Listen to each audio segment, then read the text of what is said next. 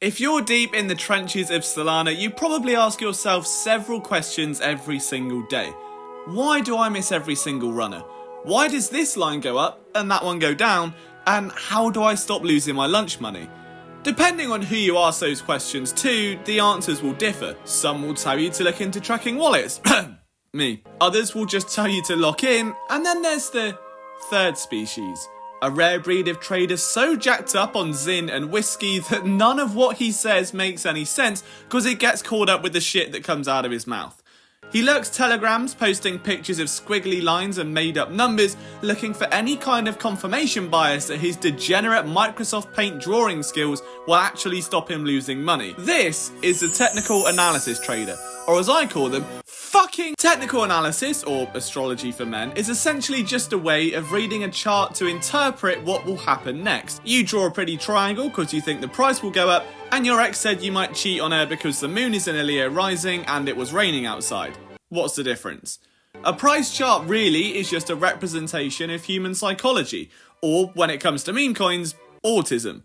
Big green lines mean people like it and are happy to buy more, and red lines mean you're not paying this month's rent. TA is just a way of finding patterns to base your buys and sells off of when looking at these charts.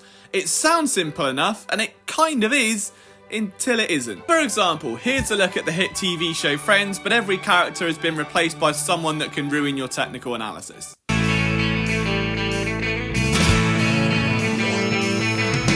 it hasn't been your day, your week, your month, or even your year, but I'll be there for you. When the rain starts to pour, I'll be there for you.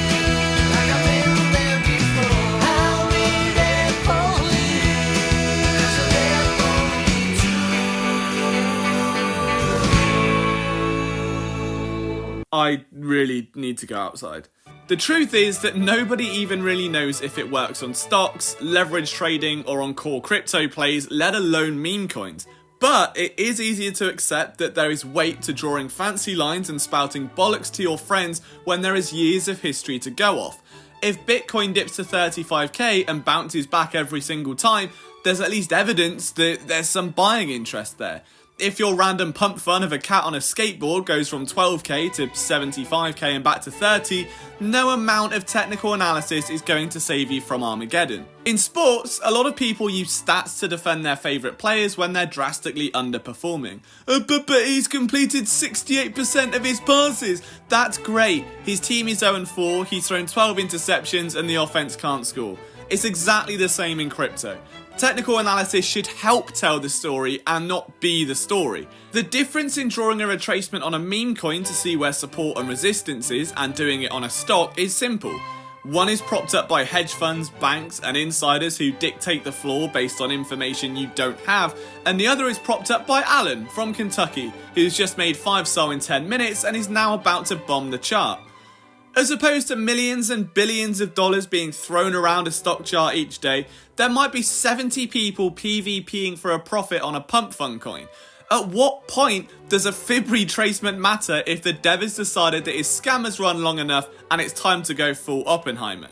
The only thing you'll be retracing is your steps back to Gamblers Anonymous. Now, if you're going to look at a chart like popcat, for instance, there's over 18,000 holders with a market cap of over 1.6 billion. It trades closer to Bitcoin than it does a random meme coin, and because there's more liquidity and stability, it gives you a better chance to actually find patterns.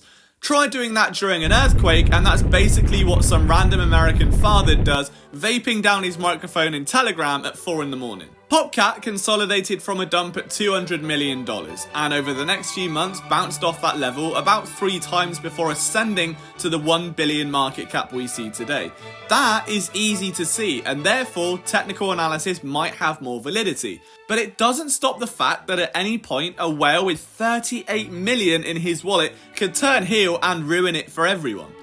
I can tolerate people talking about technical analysis on major meme coins like Moodang or popcat or whatever, but what boils my blood is the people with 4 monitors locking in to draw lines on a meme coin worth $40,000. Sat there slurping a Mountain Dew and crunching the loudest pretzels known to man, there's always some dickhead insistent that, oh my god, it's just a 70% retracement, bro, it's normal, because it bounced back from 8k when it was 100k 3 minutes before. Meanwhile, the team have sold everything, wiped off the Telegram, cut off his communication and his portfolio from existence.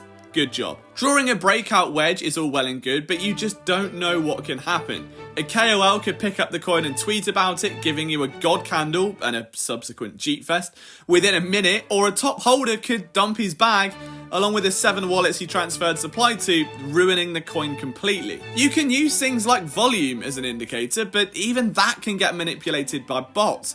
The most bullish thing you can see on PumpFun is a buy bot, which is someone buying and selling $2 every 2 seconds to bump the coin to the top of the homepage.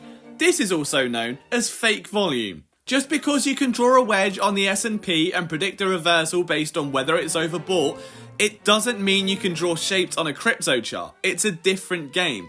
One's a security and the other is basically a PvP minigame. By the time you've done creating your masterpiece, the project could dump 50% and you spend all your time moving your lines for confirmation bias instead of selling. In summary, technical analysis in Memecoin should start or end here. It might go up, it might also go down, but it could trade sideways. Does it work? Sometimes, but you can't read Japanese in the same way you read English. The books are back to front. Approach crypto the same way and learn to read charts differently. Instead of looking for support and resistance, look for therapy. Instead of adding a MACD indicator, add 3 and 3 together to see if you can do basic math in order to make sure you have enough brain cells to trade in the first place. If you actually want to learn more about finding ways to profit in this hellscape of a space, you can check out this video on wallet tracking and why I believe it's so important. Until next time, I'll see you in the trenches.